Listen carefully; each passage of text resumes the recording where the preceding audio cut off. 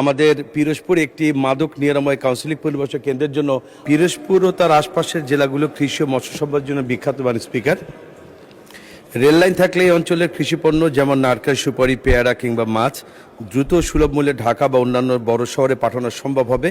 বর্তমানে গোপালগঞ্জ পর্যন্ত রেল সংযোগ চালু থাকলেও পিরোজপুর পর্যন্ত রেল লাইন চালু নেই।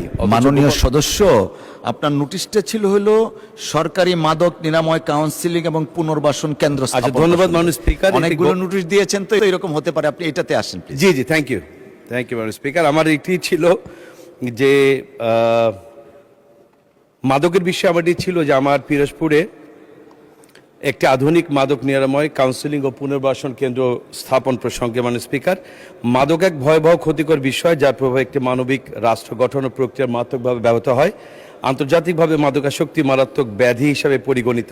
মাদকের ক্ষতিকর মানসিক ও স্বাস্থ্যগত প্রভাবে সামাজিক, রাজনৈতিক, অর্থনৈতিক ক্ষতির মুখে পড়েছে আধুনিক রাষ্ট্রের উন্নয়ন। একজন মাদকাসক্ত ব্যক্তি একটি পরিবার ধ্বংসের জন্য যথেষ্ট। মাননীয় স্পিকার, আমাদের দেশের চিকিৎসার আওতায় নেই মাদকাসক্তের মধ্যে প্রায় 99% মাদকাসক্ত ব্যক্তি। সরকারি বেসরকারি উদ্যোগে মিলে মোট মাদকাসক্তের 1%-এরও কম ব্যক্তিকে আনা সম্ভব হয়েছে চিকিৎসার আওতায়। সারা দেশে বিপুল সংখ্যক তরুণ ও যুবক এ দুরারোগ্য আসক্তিতে শিকার। কিন্তু মাদকাসক্তির চিকিৎসা নিরাময়ের জন্য সরকারি প্রতিষ্ঠান আছে মাত্র 4টি। এছাড়া বেসরকারি নিরাময় কেন্দ্রের সংখ্যা প্রায় 355টি। মাদকাসক্তের সংখ্যা নিয়মিত বাড়ায় চিকিৎসার সুযোগ সুবিধা আরও জরুরি হয়ে পড়েছে। মাননীয় স্পিকার, এই জন্য আমাদের পিরোজপুর একটি মাদক নিরাময় কাউন্সিলিং পুনর্বাসন কেন্দ্রের জন্য মাননীয় স্বরাষ্ট্রমন্ত্রী মহোদয় ব্যবস্থা